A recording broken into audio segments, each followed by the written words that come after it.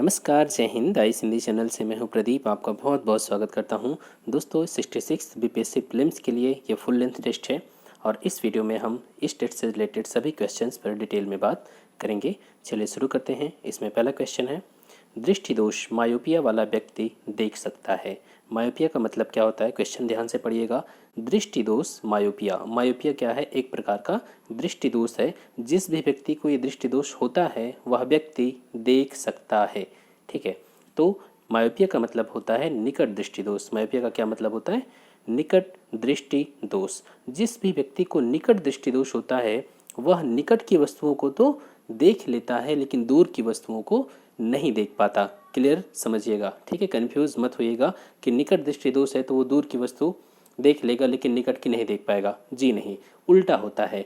निकट दृष्टि दोष किसी को है तो वो निकट की वस्तु को देख पाता है लेकिन दूर की नहीं देख पाता। वहीं अगर किसी को दूर दृष्टि दोष हो तो वह दूर की वस्तुओं को देख पाएगा लेकिन निकट की वस्तुओं को नहीं देख पाता। ठीक है, तो जिस भी व्यक्ति को मायोपिया होता है अर्थात निकट दृष्टि दोष होता है तो वह नज़दीक की वस्तु को स्पष्ट रूप से देख लेता है। आपका आंसर क्या हो जाएगा, ए। अब यहाँ पर मुझे बताइए कि अगर किसी व्यक्ति को मायोपिया है अर्थात निकट दृष्टि दोष है तो इस दृष्टि दोष को दूर करने के लिए आप कौन सा लेंस का यूज़ करेंगे। तो यहाँ पर प्रयोग किया जाएगा अवतल लेंस का यूज़। और अगर किसी व्यक्ति को दूर दृष्टि दोष है तब कौन सा लेंस का यूज़ होगा, तब वहाँ पर हम उत्तल लेंस का प्रयोग करते हैं दूर दृष्टि दोष को दूर करने के लिए। और भी कई प्रकार के दृष्टि दोष होते हैं लेकिन मुख्यतः इन दोनों को आपको याद रखना है। चलिए नेक्स्ट क्वेश्चन, थायरोक्सिन क्या है। थायरोक्सिन एक विटामिन है, एंजाइम है, हार्मोन है, वसा है या इनमें से कोई नहीं। तो आपका आंसर क्या है, थायरोक्सिन एक हार्मोन है। आपने कई बार सुना होगा कि कई बार लोग कहते हैं कि हमें थायराइड की प्रॉब्लम है या उनको थायराइड की समस्या है। आखिर ये प्रॉब्लम है क्या थायराइड की, यहीं से एक कॉन्सेप्ट निकल के आता है। ध्यान से समझिएगा, पूरा डिटेल आपको मैं बता रहा हूँ। थायरोक्सिन क्या होता है, एक हार्मोन है। कहाँ से निकलता है, यह हमारी थायराइड ग्लैंड से निकलता है। थायराइड ग्लैंड कहाँ पर होती है, थायराइड ग्लैंड हमारे गले में स्थित है। ध्यान से समझिएगा। देखिए, एक जिसको हम मास्टर ग्लैंड कहते हैं, क्या नाम है उसका, pituitary gland. Pituitary gland thyroid stimulating hormone निकालती है। पिट्यूटरी ग्लैंड कौन सा हार्मोन निकालती है, थायराइड स्टिमुलेटिंग हार्मोन। ये थायराइड जो हमारी ग्लैंड है उसको स्टिमुलेट करती है, उद्दीपित करती है। किस लिए कि हे थायराइड ग्लैंड, मैं थायरोक्सिन टीएसएच निकाल रहा हूँ। पिट्यूटरी ग्लैंड, ध्यान से समझिएगा, पिट्यूटरी ग्लैंड कह रहा है कि मैं टीएसएच निकाल रहा हूँ और तुम्हें उद्दीपित कर रहा हूँ। किसको, थायराइड ग्लैंड को। क्यों उद्दीपित कर रहा हूँ, ताकि तुम थायरोक्सिन हार्मोन निकालो, टीएच निकालो। ध्यान से समझिएगा, पिट्यूटरी ग्लैंड टीएसएच निकालता है, थायराइड ग्लैंड को स्टिमुलेट करता है, तब जाके थायराइड ग्लैंड थायरोक्सिन हार्मोन निकालती है। क्लियर हो गया। जिस भी किसी व्यक्ति को थायराइड की प्रॉब्लम होती है तो उसकी थायराइड ग्लैंड से थायराइड और थायरोक्सिन हार्मोन नहीं निकलता। तब क्या होता है, पिट्यूटरी ग्लैंड तो टीएसएच निकालती रहती है लेकिन टीएच नहीं निकल पाता। तो उसके ब्लड लेवल में क्या होता है, ब्लड में टीएसएच की मात्रा बढ़ जाती है और यहाँ पर जो थायरोक्सिन हार्मोन होता है उसका लेवल कम हो जाता है। तो जब भी आप ब्लड टेस्ट करवाएंगे, किसी भी व्यक्ति को थायराइड की प्रॉब्लम होगी तो उसके ब्लड में टीएसएच की मात्रा आपको बढ़ी हुई दिखेगी, जबकि उसमें T3 जिसको हम थायरोक्सिन कहते हैं, T3 T4 की वैल्यू क्या होगी, गिरी हुई होगी।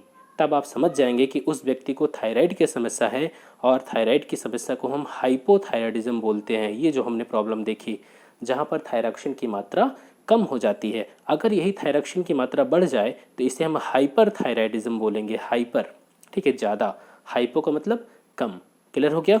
चलिए आगे चलते हैं। नेक्स्ट क्वेश्चन, यहाँ पर आप देख सकते हैं थायरोक्सिन हार्मोन के बारे में है।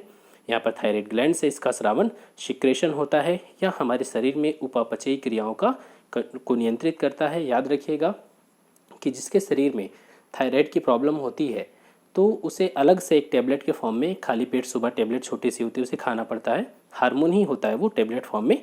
और प्रॉब्लम क्या आती है, उसके शरीर में पूरी स्वेलिंग आ जाती है, पूरी जो स्किन उसकी होती है पूरी ड्राई हो जाती है। ठीक है, बहुत सारी समस्याएं थायराइड की वजह से आने लगती हैं। यहाँ पर आप देख सकते हैं इसकी कमी से एडल्ट्स में मिक्सेडिमा और बच्चों में गिगेंटिज्म या जड़ वामनता की समस्या उत्पन्न हो जाती है। क्लियर। चलिए आगे चलते हैं। निम्न फलों में से किसे मध्य फल भित्ति या मिनी नहीं है, मध्य फल भित्ति के अंतर्गत वर्गीकृत किया जा सकता है? अर्थात निम्न में से किस फल का खाने योग्य भाग मध्य फल भित्ति होता है? नारियल, लीची, आम, भिंडी, बताइए कौन सा?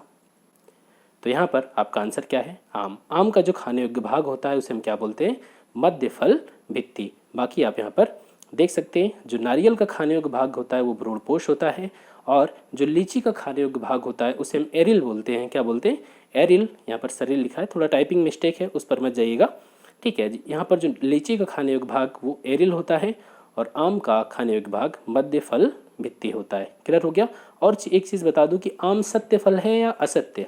तो आम एक कैसा फल है? सत्य फल है। सत्य फल क्या होते हैं? सत्य फल वो होते हैं कि फल बनने की प्रक्रिया में अगर केवल अंडाशय जब भाग लेता है तो वो फल कैसा होता है? सत्य फल। अगर अंडाशय के अलावा भ्रूणपोष है, ये सभी चीज़ें भी भाग लेती हैं तो वो असत्य फल कहलाता है। ठीक है, तो आम एक सत्य फल है। नेक्स्ट क्वेश्चन, सेरीकल्चर का संबंध किससे है? बहुत ही आसान है। सेरीकल्चर का संबंध किससे है? रेशम कीट पालन से है। ठीक है, आप यहाँ पर देख सकते हैं। और रेशम के जो कीट होते हैं वो शहतूत की पत्तियाँ खाते हैं, इसीलिए शहतूत की पत्ती पर रेशम के कीटों का पालन किया जाता है। ठीक है, और हमारे देश में कई प्रकार के रेशम हैं, अभी हम आगे बात करेंगे। ठीक, तो यहाँ पर अभी मैं बता देता हूँ। एक होता है टसर रेशम, ध्यान से समझिएगा। दूसरा होता है शहतूत रेशम। तीसरा होता है मूंगा रेशम। और चौथा होता है लास्ट इरी रेशम। कौन सा रेशम? इरी। तो ये 4 टाइप के रेशम है, टसर रेशम, शहतूत रेशम, मूंगा रेशम और इरी रेशम। अब यहाँ पर मैं आपको बता देता हूँ कि किस रेशम के बारे में कौन सा राज्य हमारा टॉप पर है। तो अगर बात करें टसर रेशम की, तो टसर रेशम में झारखंड टॉप पर है, झारखंड। शहतूत रेशम की अगर बात करें तो शहतूत रेशम में कर्नाटका। और मूंगा रेशम की बात करें तो मूंगा रेशम में असम। और इरी रेशम की बात करें तो इरी रेशम में भी कौन है? असम। तो मूंगा और इरी रेशम में असम टॉप पर है, शहतूत रेशम में कर्नाटका और टसर रेशम में झारखंड। क्लियर हो गया? चलिए आगे चलते हैं। कोशिका के अंतर्गत किसकी अनुपस्थिति में प्रोटीन संश्लेषण का कार्य संपादित नहीं होता? अर्थात आपको पता है कि प्रोटीन सिंथेसिस का काम कौन करता है? तो ये काम होता है राइबोसोम का। ठीक है, राइबोसोम की अनुपस्थिति में हमारी बॉडी में प्रोटीन सिंथेसिस का काम नहीं होगा। अब यहाँ पर ध्यान से समझिए, जो माइटोकॉन्ड्रिया होता है वो क्या काम करता है? माइटोकॉन्ड्रिया को हम power house of the cell कहते हैं। क्या कहते हैं? कोशिका का ऊर्जा घर कहते हैं। और यहाँ पर जो लाइसोसोम है उसे क्या कहते हैं? इसे हम सुसाइडल बैग कहते हैं। ठीक है, आपकी हमें जो एनर्जी फाइनली प्राप्त होती है वो कहाँ से प्राप्त होती है? माइटोकॉन्ड्रिया से प्राप्त होती है। क्लियर हो गया? चलिए आगे चलते हैं। आप यहाँ पर देख सकते हैं राइबोसोम को हम प्रोटीन की फैक्ट्री भी कहते हैं। नेक्स्ट क्वेश्चन, निम्न में से कौन सा सही सुमेलित नहीं है? जीवाश्मों का अध्ययन, पैलियो बायोलॉजी, बिल्कुल सही है। जीवाश्म आप, और यहाँ पर वर्ड देखिए पैलियो। ठीक है, पैलियो का मतलब क्या हो गया? पुरातन, बहुत ही पुराना। पक्षियों का अध्ययन और निथोलॉजी, ये भी सही है। फसलों का अध्ययन पोमोलॉजी, जी नहीं, गलत हो गया। पोमोलॉजी जो होता है वो फलों का अध्ययन होता है। ठीक है, तो यहाँ पर ये आंसर गलत है। वंशागति का अध्ययन, जेनेटिक्स, बिल्कुल सही है। नेक्स्ट क्वेश्चन, निम्न में से कौन सा हार्मोन गैसीय अवस्था में होता है? कौन सा हार्मोन गैसीय अवस्था में होता है? Auxin, ethylene, gibberellin, cytokinin. ये सभी क्या हैं? ये पौधों में पाए जाने वाले हार्मोन हैं, ये मनुष्य में नहीं पाए जाते। तो सभी हार्मोनों में एक हार्मोन ऐसा है जो गैसीय फॉर्म में पाया जाता है। कौन सा है वो? एथिलीन। आपको पता है ये फलों को पकाने के काम आता है। यहाँ पर मैं सभी हार्मोन्स के बारे में आपको बता देता हूँ। पहला हार्मोन है ऑक्सिन, ये तने में वृद्धि में मदद करता है। दूसरा है साइटोकाइनिन, साइटोकाइनिन सेल डिवीज़न के लिए, कोशिका विभाजन को ये कंट्रोल करता है, सेल डिवीज़न। ठीक है, याद रखिएगा, साइटो का मतलब ही होता है कोशिका, तो यहाँ से सेल डिवीज़न। तीसरा हो गया जिब्रेलिन। चौथा हो गया एथिलीन, जो फलों को पकाने इनमें मदद करता है। पांचवा है एब्सिसिक एसिड। क्या होता है? Abscisic acid. ये क्या करता है? इसे हम, ये वृद्धि रोधक हार्मोन है, इसी की वजह से इसको हम ये ग्रोथ को क्या करता है? रोकता है, इसी वजह से इसको वृद्धि रोधी हार्मोन भी कहते हैं। और लास्ट है फ्लोरीजेंस। क्या है? फ्लोरीजेंस, जो कि फूल खिलने में मदद करता है। तो ये सभी हार्मोन्स को हमने शॉर्ट में देख लिया। क्लियर? चलिए आगे चलते हैं। यहाँ पर आप देख सकते हैं आम, केला, इन सबों को पकाने के लिए एथिलीन का यूज़ किया जाता है। ये कई बार जिसको हम कहते हैं कार्बेट का प्रयोग करते हैं, है ना? आपने गांव में देखा होगा, कार्बेट को पेपर में ढक करके रख देते हैं। अच्छा, उसमें से फिर एथिलीन कैसे बनती है? जब वाष्प नमी, उसमें क्या होता है कि जब वाष्प की क्रिया होती है उससे कार्बाइड से, तब वो एथिलीन गैस का उसमें निर्माण होता है। तब फल जो होता है, चाहे वो आम हो चाहे केला हो, पक जाता है। कई बार इसको लिक्विड के रूप में भी यूज़ किया जाता है। चलिए नेक्स्ट क्वेश्चन, सबसे अधिक प्रोटीन पाई जाती है कहाँ पर? सबसे अधिक प्रोटीन किस में मिलती है हमें? मटर में, चने में, सोयाबीन में, अरहर में, हालांकि सब में होता है, ठीक है, लेकिन आपको यहाँ पर बताना है कि सबसे ज़्यादा प्रोटीन किस में मिलेगी। तो इन चारों ऑप्शंस में सोयाबीन में प्रोटीन आपको सबसे ज़्यादा मिलेगी। प्रोटीन की सरलतम इकाई क्या होती है? अमीनो एसिड होता है, ठीक है, अमीनो एसिड। चलिए आगे चलते हैं। यहाँ पर आप देख सकते हैं जो सोयाबीन होता है वो प्रोटीन का एक अच्छा सोर्स होता है। लगभग 40 से 45% तक इसमें प्रोटीन होता है। दलहन तिलहन की फसलें भी, मतलब ये जो दलहन और तिलहन की फसलें हैं, ये दोनों प्रकार की फसल में आती है जो सोयाबीन है, ठीक। चलिए आगे चलते हैं। इसमें एक चीज़ और है पॉइंट, मध्य प्रदेश को हम सोया राज्य भी कहते हैं क्योंकि यहाँ पर सोयाबीन बहुत ज़्यादा होता है। नेक्स्ट क्वेश्चन, निम्न में से किस विटामिन की कमी से रक्त का थक्का धीरे या मंद गति से बनता है? तो किस विटामिन की कमी से?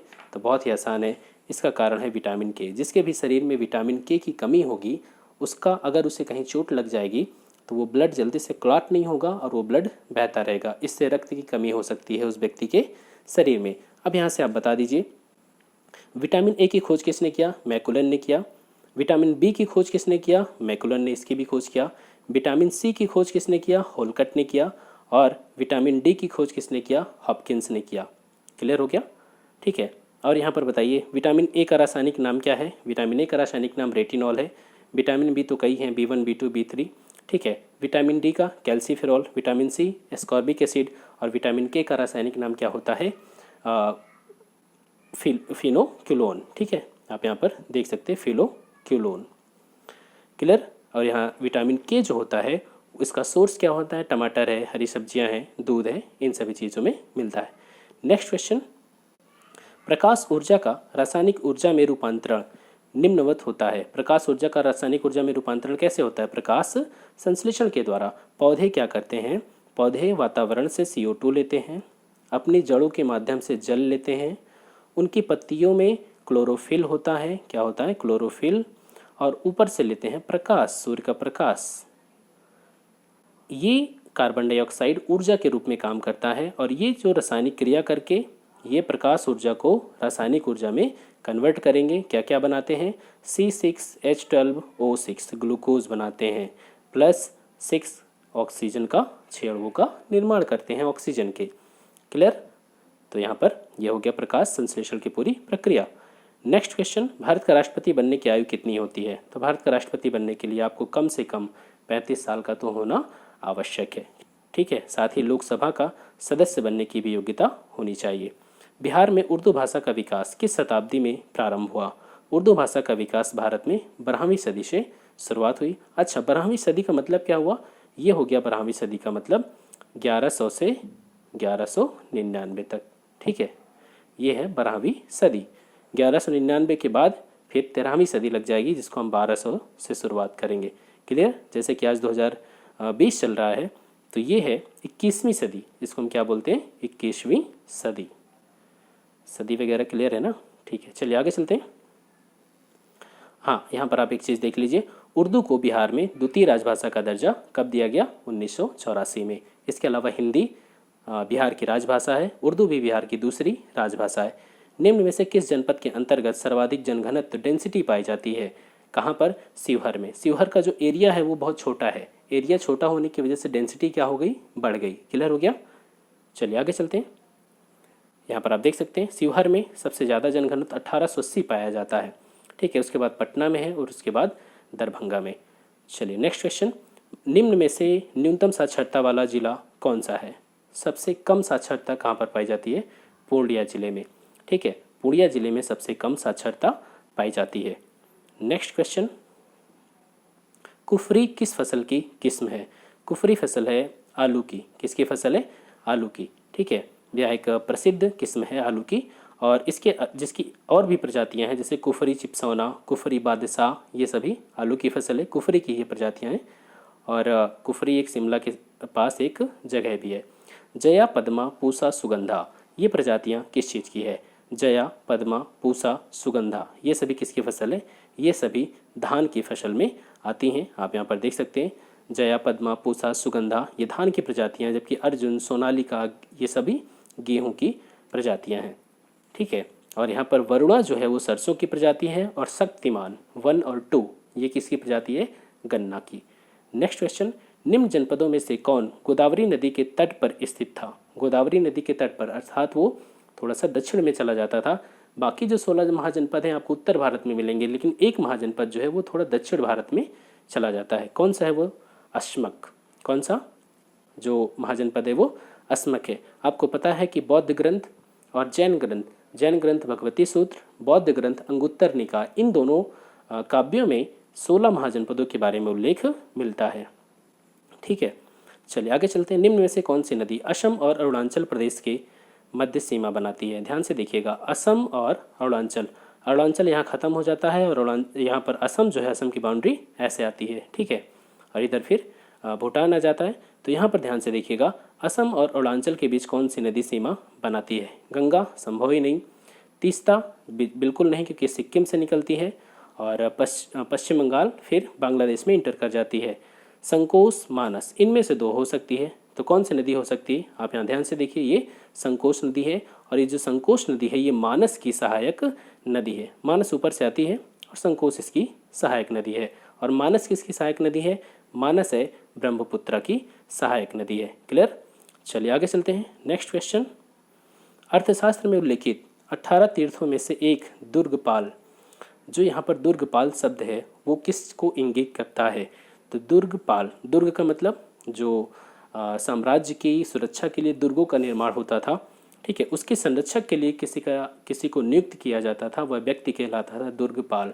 जो दुर्ग होते थे वो साम्राज्य के भीतर, साम्राज्य के बाहर भी होते थे, तो साम्राज्य की सीमा पर। तो यहाँ पर जो सीमावर्ती दुर्गों का रक्षक होता था उसे क्या कहा जाता था? दुर्गपाल कहा जाता था। ठीक है, यहाँ पर दुर्गपाल जो होता था वो देश के भीतरी दुर्गों का प्रबंधक होता था, जबकि जो सीमावर्ती दुर्गों का रक्षक होता था उसे हम अनंतपाल कहते थे। क्या कहते थे? अनंतपाल। क्लियर? आगे चलते हैं। निम्न में से कौन सा राज्य स्थल से घिरा हुआ है? लैंड लॉक्ड स्टेट है। आपको पता है कि कुछ तटीय राज्य हैं जिनकी बाउंड्री बंगाल की खाड़ी या अरब सागर से मिलती है, लेकिन कुछ राज्य ऐसे हैं जो पूरी तरीके से स्थल भाग से घिरे हुए हैं। उड़ीसा बिल्कुल गलत है, बिहार बिल्कुल सही है, केरला बिल्कुल गलत है, तेलंगाना बिल्कुल सही है। जब आंध्रा से तेलंगाना अलग नहीं हुआ था तब आंध्रा शामिल था, तो आंध्रा की बाउंड्री तो लगती है बंगाल की खाड़ी से, लेकिन तेलंगाना अलग हो जाने से तेलंगाना लैंडलॉक्ड हो गया। तो आपका आंसर हो जाएगा ई, बिहार और तेलंगाना। क्लियर? डोंकिया दर्रा कहाँ पर अवस्थित है? तो ये डोंकिया दर्रा सिक्किम में अवस्थित है। कहाँ पर? सिक्किम में। और ध्यान से देखिएगा, तो इसी दर्रे के पास भारत की सर्वोच्च अवस्थिति वाली झील चोलामो झील अवस्थित है। इस दर्रे के पास डोंकिया दर्रा। भारत में कृषि आय की गणना की जाती है। कृषि आय की गणना कैसे की जाएगी? व्यय विधि, उपभोग विधि, पण्य प्रवाह विधि, जिन्हें उत्पादन विधि से कृषि आय की गणना की जाती है। क्लियर? नेक्स्ट क्वेश्चन, अटाकामा मरुस्थल कहाँ पर है? तो अटाकामा मरुस्थल आपको कहाँ मिलेगा? उत्तरी चिली में मिलेगा। ठीक है, और चिली की राजधानी कहाँ है? सैंटियागो। चिली है कहाँ पर? ये दक्षिण अमेरिका का एक देश है, सैंटियागो। ठीक है, सैंटियागो चिली की राजधानी है। दक्षिण अमेरिका का एक देश है चिली, और चिली में ही तांबे की बड़ी बड़ी खदानें, वहीं पर एक स्थान है अरिका। ठीक है, अरिका में तांबा बहुत पाया जाता है। नेक्स्ट क्वेश्चन, निम्न में से कौन सा कथन असत्य है? गलत कथन बताना है। भारत के पहले राष्ट्रपति डॉक्टर राजेंद्र प्रसाद जी थे। बिल्कुल सही है। उपराष्ट्रपति राज्यसभा का पदेन सभापति होता है। बिल्कुल सही है। पदेन सभापति का मतलब क्या होता है?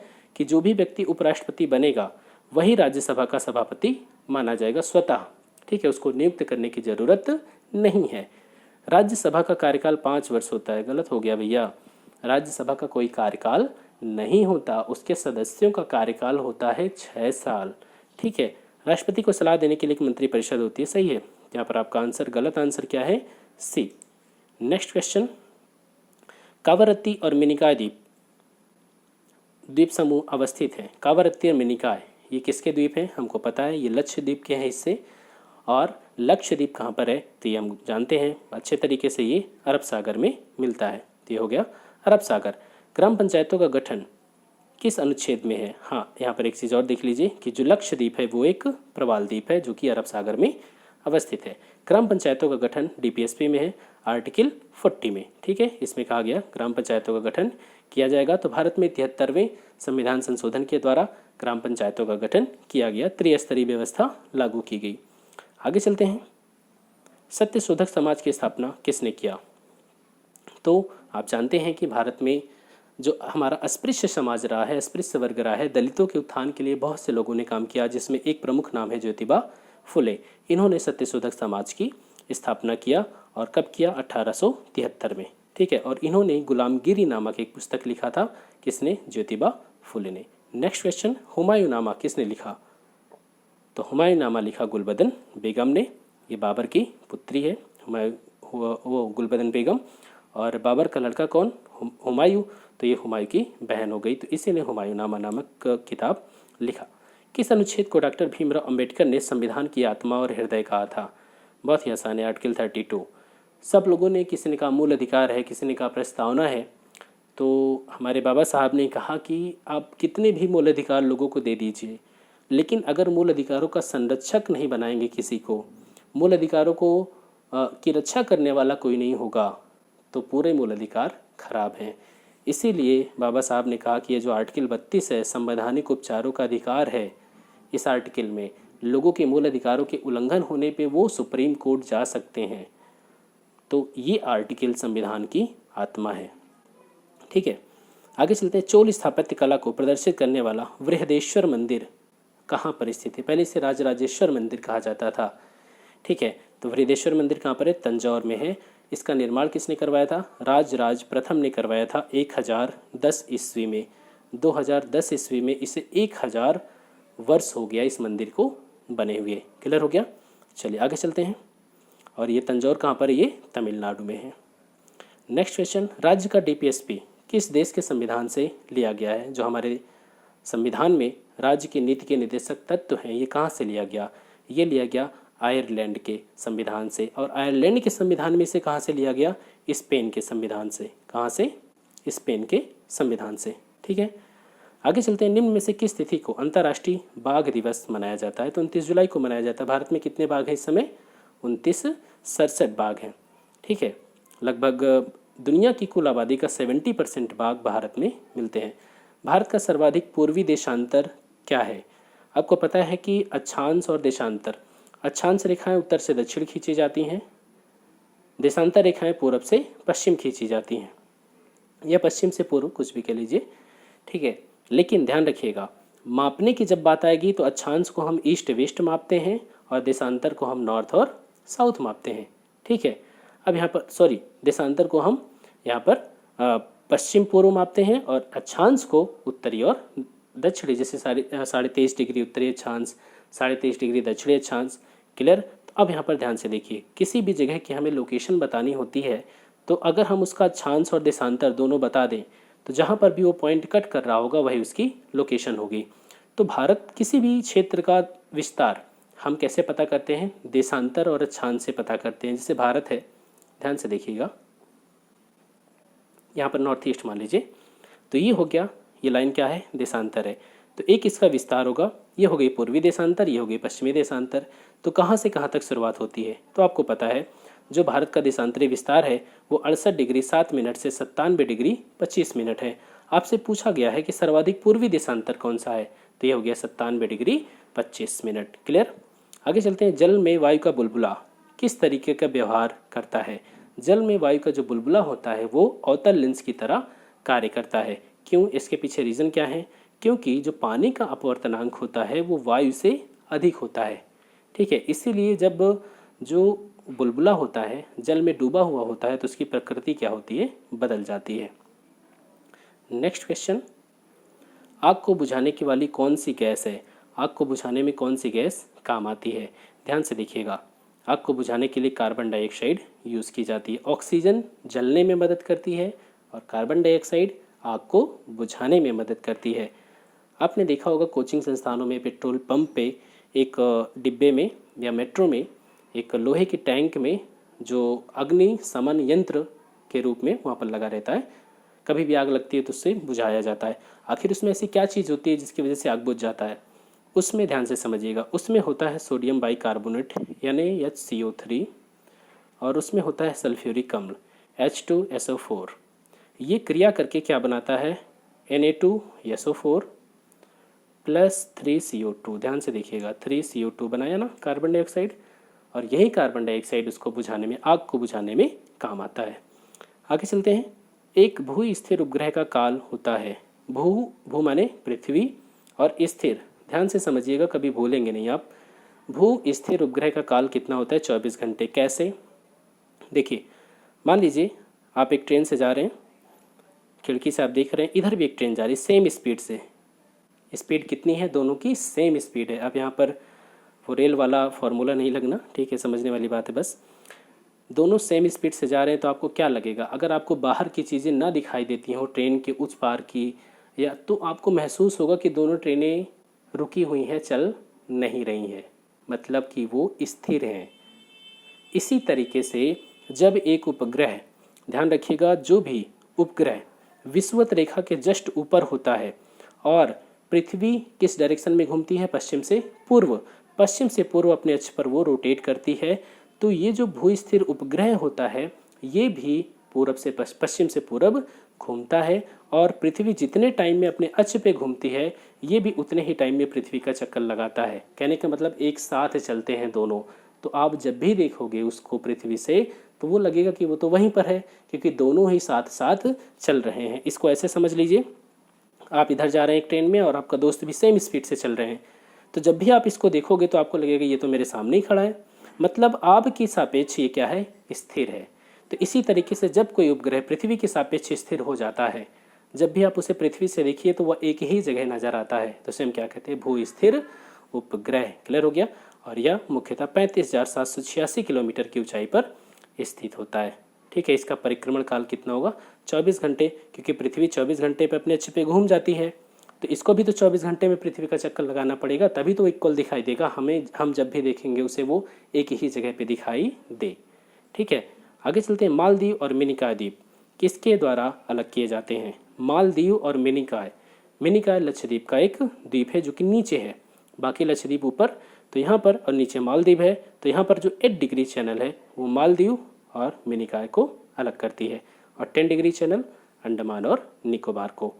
नेक्स्ट क्वेश्चन, सांची के स्तूप में किसकी अस्थियां हैं? आपको पता है कि महात्मा बुद्ध के महापरिनिर्वाण के बाद उनका जो शरीर था उसे 8 भागों में बांट करके विभिन्न क्षेत्रों में स्तूपों का निर्माण किया गया था। इसी तरीके से जो सांची है वहाँ पर 3 स्तूपों का निर्माण किया गया। एक स्तूप को हम महास्तूप कहते हैं। महास्तूप जो है उसमें किसकी अस्थियां हैं? महात्मा बुद्ध की अस्थियां। इसके अलावा जो 2 स्तूप और हैं, 2 स्तूप में, एक स्तूप में जिसको स्तूप नंबर 3 हम बोलते हैं, उसमें सारीपुत्र और मोगदलायन की अवशेष विद्यमान है। ठीक है, कि स्तूप क्या होता है? स्तूप मुख्यतः बौद्ध धर्म से संबंधित है। हालांकि इसका निर्माण कब से किया जा रहा है? बौद्ध धर्म से पहले से ही स्तूपों का निर्माण किया जाता है, और अवशेषों को रख करके उसके ऊपर टीले नुमा संरचना बना दी जाती है। ठीक है, तो जो सांची में स्तूप है उसमें बुद्ध की भी अस्थियां हैं, सारीपुत्र और मोगदलायन की भी अस्थियां हैं। तो यहाँ पर आपका आंसर क्या हो जाएगा? ई। ठीक है, आगे चलते हैं। निम्न में से किससे होकर के भूमध्य रेखा गुजरती है?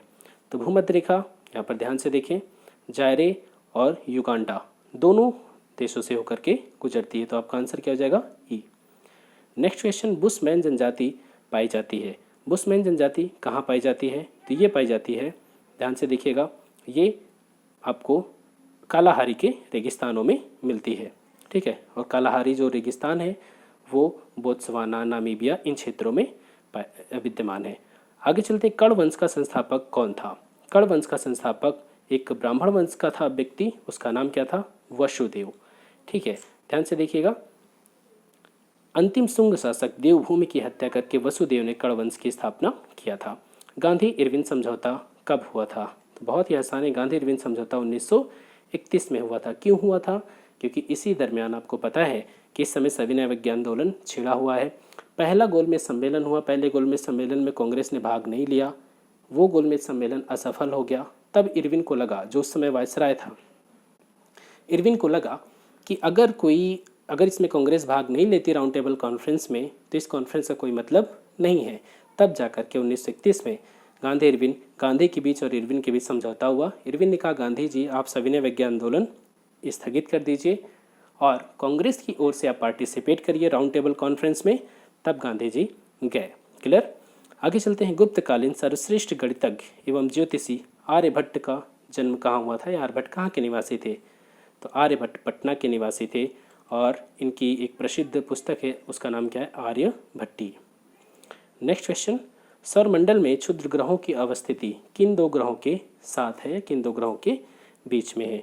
तो आपको पता है, ये हो गया सन, तो सन के बाद बुध, बुध के बाद शुक्र, फिर पृथ्वी, फिर मंगल, फिर बुध शुक्र पृथ्वी मंगल और मंगल के बाद बृहस्पति। तो जो आप ये देख रहे हैं मंगल और बृहस्पति, इनके दोनों की कक्षाओं के बीच में ढेर सारे क्षुद्र ग्रह पाए जाते हैं। ठीक है, आगे चलते हैं। एल्युमिनियम बनाने के लिए कौन से मुख्य खनिज का प्रयोग होता है? बहुत ही आसान है। एल्युमिनियम बनाने के लिए बॉक्साइट का यूज़ किया जाता है। ठीक है, बॉक्साइट Al2O3 × 2S2O। ठीक है, और जो एल्युमिनियम का अयस्क क्या होता है? बॉक्साइट। बहुत ही आसान। धरातल पर सबसे प्राचीन जीव की संज्ञा किसे दी जाती है? तो ये आप जानते होंगे, ब्लू ग्रीन एल्गी को, नीले हरित शैवाल को हम सबसे प्राचीन जीव के रूप में जानते हैं। नेक्स्ट क्वेश्चन, और आपको पता है ये जो ब्लू ग्रीन एल्गी होती है अपना भोजन खुद बनाते हैं। पौधे में कोशिका विभाजन किस हार्मोन के द्वारा नियंत्रित होता है? अभी अभी हम देख के आए सेल डिवीजन, तो ये होता है साइटोकाइनिन, क्योंकि साइटो का मतलब क्या होता है? सेल। ठीक है, चलिए नेक्स्ट क्वेश्चन। मुगल कला में प्रकृति चित्रण, प्रकृति का चित्रण सर्वाधिक किसके समय में हुआ था? तो ये जानते हैं आपकी जहांगीर के काल में चित्रकला जो थी वो अपने सर्वोच्च स्तर पर थी पूरे मुगल काल में, और जहांगीर भी एक बहुत बड़ा चित्रकार था। ठीक है, तो जहांगीर के काल में प्रकृति का चित्रण बखूबी किया गया। कोणार्क का सूर्य मंदिर किस शैली में निर्मित है? आपको पता है कि हमारे देश में मंदिर निर्माण की 3 शैलियाँ हैं। कौन कौन सी? नागर, बेशर और द्रविड़। जो नागर शैली है वो हिमालय से लेकर के विंध्य रेंज तक है, और जो द्रविड़ शैली है वो कृष्णा नदी से लेकर के पूरी कन्याकुमारी तक है। तो इसके जो बीच का एरिया है विंध्यन से कृष्णा नदी के बीच का, वहाँ पर बेसर शैली है। उसमें नागर और द्रविड़ के दोनों के लक्षण देखने को मिलते हैं। तो आप बताइए, यहाँ पर जो कोणार्क का सूर्य मंदिर है वो कहाँ पर है? उड़ीसा में, उत्तरी भारत में। तो यहाँ पर कौन सी शैली मिलेगी? नागर शैली। क्लियर हो गया। कोणार्क के सूर्य मंदिर का निर्माण किसने करवाया था? तो नरसिंह प्रथम ने, और इसे 1984 में वर्ल्ड हेरिटेज साइट के रूप में भी यूनेस्को के द्वारा मान्यता प्रदान की गई। वर्ल्ड हेरिटेज साइट यूनेस्को के द्वारा। क्लियर, कब? 1984 में। नेक्स्ट क्वेश्चन, कंप्यूटर आंकड़ों में अशुद्धि आ जाती है, इस समस्या को क्या कहा जाता है? इसको कहते हैं बग। क्या कहते हैं? बग। चिप, बाइट, बिट, ये तो हो नहीं सकता। क्या होगा आपका आंसर? बग। आंसर क्या होगा? सी। नेक्स्ट क्वेश्चन, और हाँ, इसी को सुधारने की प्रक्रिया को क्या कहते हैं? कहाँ चला गया? इसे सुधारने की प्रक्रिया को हम डीबगिंग कहते हैं। नेक्स्ट क्वेश्चन, माइक्रोसॉफ्ट ऑफिस क्या होता है? MS office. जब आप लैपटॉप चलाते होंगे तो इसमें एक सॉफ्टवेयर होता है एमएस ऑफिस। ठीक है, तो एमएस ऑफिस क्या है? एक एप्लीकेशन सॉफ्टवेयर है। इसी के अंतर्गत MS PowerPoint, MS Excel, ठीक है, बहुत सी चीज़ें शामिल होती हैं। पेन ड्राइव क्या है? पेन ड्राइव में मूवी डलवाने भी आप जाते होंगे। जब आप मूवी डलवाने, कोई डॉक्यूमेंट लेने, कोई डॉक्यूमेंट प्रिंट करवाने जाते हैं तो बताइए क्या है? एक हटाई जा सकने वाली द्वितीयक भंडारण इकाई है। द्वितीयक सेकेंडरी स्टोरेज यूनिट है। आपके कंप्यूटर में, लैपटॉप में जो मेमोरी कार्ड लगा हुआ है वो प्राइमरी स्टोरेज है, और जबकि ये जो पेन ड्राइव है ये क्या है? द्वितीयक। कई जीबी का होता होगा, 8 GB, 10 GB, 64 GB। ठीक है, तो ये एक हटाई जा सकने वाली, मतलब आप उसको निकाल के ले जा सकते हैं कहीं पर। नेक्स्ट क्वेश्चन, गंगा से बाएं अंतिम मिलने वाली नदी कौन सी है? ये गंगा है। ध्यान से देखिएगा। भागीरथी और अलकनंदा देवप्रयाग में मिले, गंगा का निर्माण हुआ। गंगा आगे बढ़ी तो आपको बताना है बाएं से, जब इधर जा रही थी इसका बायां कौन? इधर से मिलने वाली अंतिम नदी कौन सी है? तो आप जानते होंगे किशनगंज। कहाँ पर है?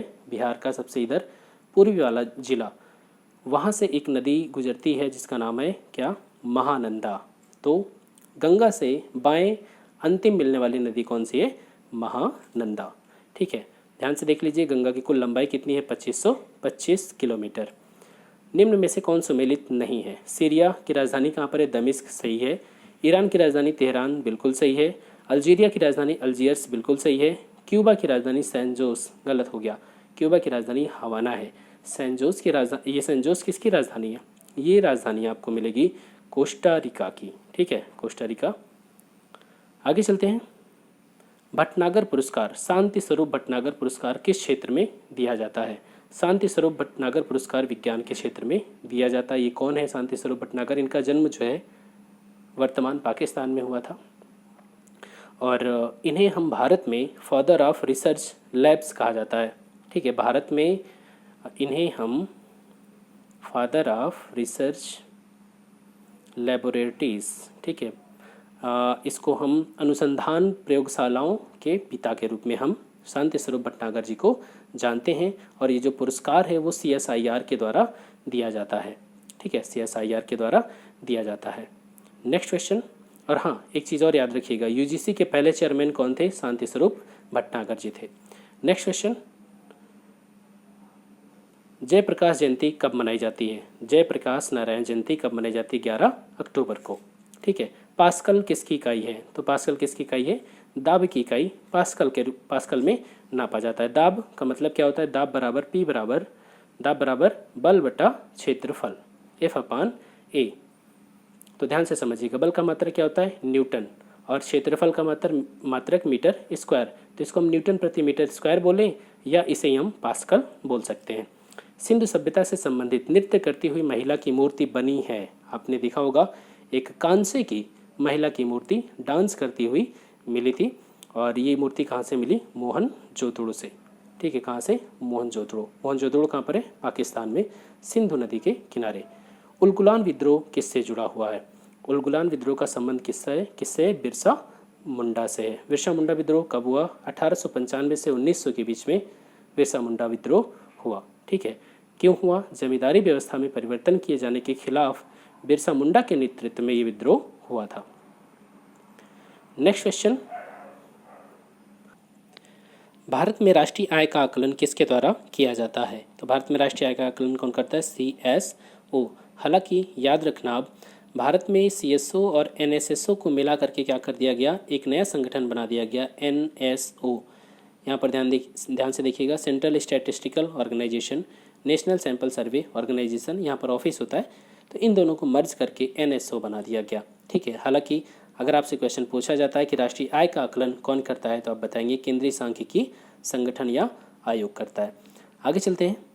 महात्मा गांधी का पहली बार बिहार में आगमन कब हुआ? तो आप जानते हैं 1917 में तिनकठिया पद्धति के विरोध में जो आंदोलन वहाँ पर हुआ, सत्याग्रह हुआ, उसी के लिए गांधी जी आए थे और राजकुमार शुक्ल के निवेदन पर। बिहार में असहयोग आंदोलन कब प्रारंभ हुआ? तो असहयोग आंदोलन की शुरुआत भारत में कब होती है? 1920 में। तो उसी समय बिहार में भी असहयोग आंदोलन प्रारंभ हुआ। और यहाँ पर ध्यान से देखिएगा कि 5 फरवरी 1922 को जो गोरखपुर में चौरी चौरा कांड हुआ था, उसके बाद गांधी जी ने इस आंदोलन को वापस ले लिया। नेक्स्ट क्वेश्चन है, बॉक्साइट उत्पादन में अग्रणी राज्य कौन सा है? अग्रणी राष्ट्र कौन सा है? तो यहाँ पर ध्यान से देखिएगा, ऑस्ट्रेलिया में बॉक्साइट का उत्पादन सबसे ज़्यादा होता है। ठीक है, नेक्स्ट क्वेश्चन, शहतूत रेशम उत्पादन में अग्रणी राज्य कौन सा है? मैं पहले ही बता चुका हूँ शुरू में ही, शहतूत उत्पादन में कर्नाटका टॉप पर है। अखिल भारतीय स्तर पर मवेशियों की संख्या के संदर्भ में कहाँ पर मवेशी का मतलब क्या होता है? जैसे गाय है, बैल है, ठीक है, तो मवेशियों की संख्या के संदर्भ में अग्रणी राज्य कौन सा है? पश्चिम बंगाल। पश्चिम बंगाल में मवेशी सबसे ज़्यादा पाए जाते हैं। जो भी मवेशी हैं उनका 9.9% कहाँ पर मिलता है? बंगाल में। इसके बाद यूपी में 9.8% और बिहार में कितने हैं? 7.9%। नेक्स्ट क्वेश्चन, भारतीय पुनर्जागरण का अग्रदूत किसे कहा जाता है? बहुत ही आसान, राजा राम मोहन रॉय को। नेक्स्ट क्वेश्चन, जनगणना 2011 के अनुसार सर्वाधिक डेंसिटी वाला राज्य कौन सा है? 1106 जहाँ पर डेंसिटी पाई जाती है, तो कौन सा है? बिहार। बहुत ही आसान था। नेक्स्ट क्वेश्चन, भारत में उच्चतम जनसंख्या वृद्धि दर कब देखने को मिली है? तो यहाँ पर 1961 से 71 के बीच में भारत में सबसे ज़्यादा जनसंख्या वृद्धि दर देखने को मिली 24.80%। ठीक है, इस समय 2001 से 2011 के बीच कितनी रही? लगभग 17% के आसपास रही। ठीक है, चलिए आगे चलते हैं। नेक्स्ट क्वेश्चन,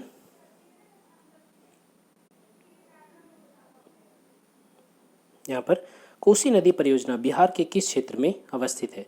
कोसी नदी जो परियोजना है वो बिहार और बिहार और नेपाल की सीमा पर अवस्थित है। तो इससे किस क्षेत्र को लाभ हुआ है? उत्तर पूर्वी एरिया को, जैसे कि पूर्णिया है, ठीक है, अररिया, किशनगंज यहाँ पर, और ये कोसी नदी परियोजना। नेक्स्ट क्वेश्चन, भारत का औसत जनघनत्व 2001 में 925 था, जो 2011 में बढ़कर कितना हो गया? तो आपको पता है 382 है इस समय भारत का जन घनत्व, ठीक है। इसमें 57 अंकों की वृद्धि हुई है। संथाल विद्रोह का वर्ष कब है? तो संथाल विद्रोह जो हुआ था वो 1855 और 56 के बीच में हुआ था। और इसका नेतृत्व किसने किया था? तो इसका नेतृत्व किया था सिद्धू और कानू ने, ठीक है। चलिए आगे चलते हैं। वर्ष 1814 में आत्मीय सभा का गठन किसने किया था? राजा राम मोहन रॉय ने किया था। कहाँ पर किया था? कलकत्ता में, ठीक है। आगे चलते हैं। जैसे जैसे अर्थव्यवस्था का विकास होता है वैसे वैसे जीडीपी में टर्शियरी सेक्टर का अंश क्या होता है? आपको पता है कि किसी भी इकोनॉमी के मुख्यतः प्राइमरी, सेकेंडरी और टर्शियरी सेक्टर होते हैं। जो प्राइमरी सेक्टर होता है उसमें एग्रीकल्चर, सेकेंडरी में उद्योग और टर्शियरी में सर्विस सेक्टर। तो आज भी आप देखें, चाहे वो बिहार की इकोनॉमी हो चाहे भारत की इकोनॉमी हो, उसमें टर्शियरी सेक्टर का रोल ज़्यादा है। और कोई भी इकोनॉमी जैसे जैसे उसका डेवलपमेंट होता है वहाँ पर टर्शियरी क्षेत्र का जो सेक्टर का अंश होता है वो बढ़ता जाता है, ठीक है। नेक्स्ट क्वेश्चन, भारतीय संविधान की प्रस्तावना में कब संशोधन किया गया था? तो आपको पता है 42वां संशोधन 1976 में, और इसमें 3 शब्द जोड़े गए थे, समाजवादी, पंथ निरपेक्ष और अखंडता। आगे चलते हैं। किसी दी गई अवधि के लिए एक देश की राष्ट्रीय आय क्या होती है? यहाँ पर आपसे राष्ट्रीय आय की डेफिनेशन पूछा गया है। तो राष्ट्रीय आय क्या होता है? यहाँ पर देखिए, उत्पादित अंतिम वस्तुओं और सेवाओं के मौद्रिक मूल्य के बराबर होता है। राष्ट्रीय आय को अगर आप डिफाइन करें तो इसको ऐसे बता सकते हैं कि किसी एक वित्तीय वर्ष में उत्पादित अंतिम वस्तुओं और सेवाओं का मौद्रिक मूल्य होता है, ये राष्ट्रीय आय, ठीक है। नेक्स्ट क्वेश्चन इसमें है, सामुदायिक विकास कार्यक्रम की शुरुआत कब की गई? आपको पता है कि आज़ादी के बाद एक लोक कल्याणकारी राज्य की स्थापना भारत में होती है और जिसका मुख्य उद्देश्य था जनता का कल्याण करना। इसी की वजह से 1952 में सामुदायिक विकास कार्यक्रम की शुरुआत की गई, ठीक है। आगे चलते हैं। निम्न में से कौन एक मौलिक कर्तव्य नहीं है? देश की रक्षा, राष्ट्र की सेवा करना जी है, राष्ट्र की एकता अखंडता को अक्षुण्ण बनाए रखना ये भी है, हमारी सामाजिक संस्कृति की गौरवशाली परंपरा का महत्व समझना ये भी है, अस्पृश्यता का उन्मूलन जी नहीं, ये तो आर्टिकल 17 है, ठीक है। यहाँ पर ये मूल कर्तव्य का हिस्सा नहीं है, ये मूल अधिकार है। आगे चलते हैं। प्रार्थना समाज की स्थापना किसने किया? तो प्रार्थना समाज की स्थापना आत्माराम पांडुरंग ने किया था केशव चंद्र सेन के सहयोग से। कब किया था? 1867 में। क्लियर। नेक्स्ट क्वेश्चन, मुस्लिम लीग की स्थापना कब हुई थी? तो बहुत ही आसान है, मुस्लिम लीग की स्थापना हुई थी 1906 में, और आगा खां सलीमुल्लाह इनके द्वारा मिलकर के 1906 में ढाका में इसकी स्थापना की गई थी। पिछले वीडियोज़ में हमने बात कर लिया है। नेक्स्ट क्वेश्चन, अब उसने राजत्व प्राप्त किया तो वह शरीयत के नियमों और आदेशों से पूर्णतः स्वतंत्र था। बर्नी का यह कथन किसके बारे में है? ध्यान से देखिएगा, बताया गया कि अब उसने राजत्व प्राप्त किया है तो वह शरीयत के नियमों और आदेशों से पूर्णतः स्वतंत्र है। किसके बारे में ये बात बोली गई थी? बर्नी के द्वारा अलाउद्दीन खिलजी के बारे में। गुलाम का गुलाम किसे कहा गया? ध्यान से समझिएगा, गुलाम का गुलाम किसे कहा जाता है? कई बार इसे कुछ लोग गुलामों का गुलाम बोल देते हैं, जो कि सही नहीं है। देखिए, गुलाम का गुलाम, गौरी से शुरू करिए, गोरी, मोहम्मद गोरी। गोरी के 4 यहाँ पर गुलाम थे, जिसमें से एक गुलाम था ऐबक, ठीक है। ऐबक का गुलाम था इल्तुतमिश। ऐबक का गुलाम कौन था? इल्तुतमिश। तो यहाँ पर ध्यान से देखिए, गोरी का गुलाम ऐबक, ऐबक का गुलाम इल्तुतमिश। तो गुलाम का गुलाम कौन हुआ? इल्तुतमिश, ना कि गुलामों का गुलाम। यहाँ पर गुलाम का गुलाम कौन है? इल्तुतमिश, ठीक है। आगे चलते हैं। आपको बताना है कि दिल्ली सल्तनत पर जिन शासकों ने राज किया वो किस किस वंश के थे, क्रम बताना है आपको यहाँ पर, ठीक है। तो सबसे पहले कौन आया? गुलाम वंश। फिर कौन आया? खिलजी वंश। फिर कौन आया? तुगलक वंश, तुगलक वंश, ठीक है। फिर कौन आया? सैयद वंश। और लास्ट में कौन आया? लोधी वंश, ठीक है। तो ये बन गया क्रम, गुलाम, खिलजी, तुगलक, सैयद और लोधी। अब इसमें कौन सा सही है देख लीजिए। गुलाम वंश, खिलजी वंश, सैयद वंश और लोधी वंश। यहाँ बीच में तुगलक वंश नहीं दिया तो कोई बात नहीं। चलिए आगे चलते हैं। संसद के लिए राष्ट्रपति का अभिभाषण कौन तैयार करता है? आपको पता है कि जब भी ज्वाइंट सिटिंग होती है तो राष्ट्रपति अभिभाषण देता है, तो ये कौन तैयार करता है? केंद्रीय मंत्रिमंडल तैयार करता है। ठीक है, आगे चलते हैं। निम्न में से किस बायोम में प्राथमिक उत्पादकता सबसे ज़्यादा पाई जाती है? कई बार हम इस क्वेश्चन पे बात कर चुके हैं कि विषुवत-रेखी जो वन बायोम होता है वहाँ पर वर्षा बहुत ज़्यादा होती है, पूरे वर्ष भर टेम्परेचर मतलब सूर्य का प्रकाश भी पर्याप्त पहुँचता है, तो यहाँ पर जो बायोडाइवर्सिटी होती है वो बहुत ज़्यादा होती है और यहाँ पर प्राथमिक उत्पादकता भी सबसे ज़्यादा देखने को मिलती है। निम्न में से कौन सा एक विश्व का विशालतम पारितंत्र है? विश्व का विशालतम पारितंत्र कौन सा है? समुद्र है। ठीक है, समुद्र विश्व का सबसे बड़ा पारितंत्र है। मंत्रिपरिषद किसके प्रति उत्तरदायी होती है? बहुत ही आसान, मंत्रिपरिषद लोकसभा के प्रति उत्तरदायी होती है, क्योंकि जिस पार्टी को लोकसभा में बहुमत मिलता है वही सरकार बनाती है, अर्थात मंत्रिपरिषद बनाती है। तो सरकार जिम्मेदार किसके प्रति रहेगी? लोकसभा के प्रति। ठीक है, आगे चलते हैं। यहाँ पर जो आर्टिकल 75 का क्लॉज 3 है वो कहता है कि मंत्रिपरिषद लोकसभा के प्रति सामूहिक रूप से उत्तरदायी होती है। राज्य सरकार को कानूनी मामलों में सलाह कौन देता है? राज्य सरकार को, जैसे हर सरकार का अपना एक वकील होता है, केंद्र सरकार के लिए अटॉर्नी जनरल होता है, उसी तरीके से राज्य सरकारों का भी अपना एक वकील होता है जिसे हम महाधिवक्ता कहते हैं, और जो केंद्र सरकार का वकील होता है उसे हम महान्यायवादी कहते हैं। ठीक है, आगे चलते हैं।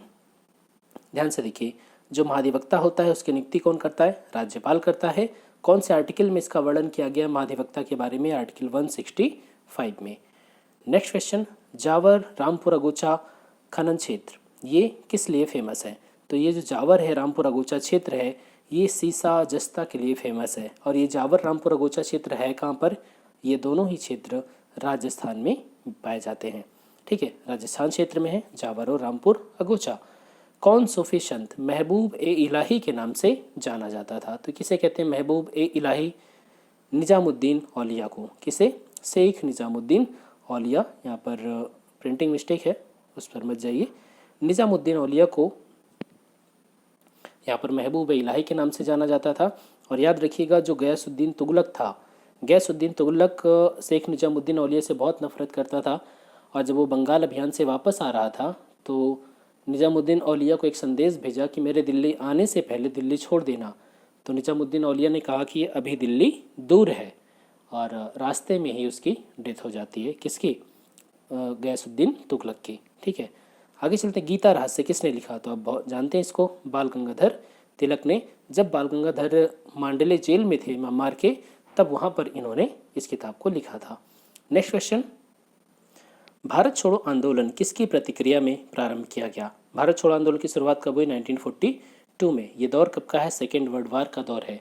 सेकेंड वर्ल्ड वार में जापान ने इधर दक्षिण पूर्व एशिया में अंग्रेज़ों को हरा दिया, और अंग्रेज़ भाग रहे हैं वहाँ के लोगों को उनकी हाल पे छोड़ करके। तो भारत के लोगों को, भारतीय नेताओं को डर लगा कि अगर अंग्रेज़ तो भाग जाएंगे भारत से, अगर जापानियों ने आक्रमण कर दिया भारत पे तो समस्या तो भारत के साथ होगी ना, भारत के लोग क्या करेंगे?